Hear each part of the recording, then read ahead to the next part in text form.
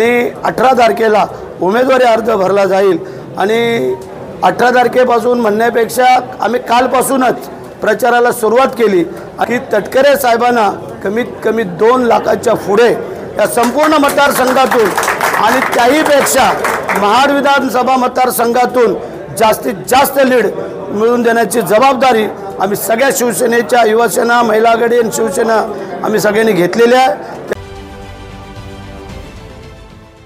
देश विदेशातील प्रत्येक घडामोडींचे लाईव्ह अपडेट मिळवण्यासाठी आता साम टीव्हीच्या सर्व सोशल मीडिया प्लॅटफॉर्मला लाईक, फॉलो आणि सबस्क्राइब करा।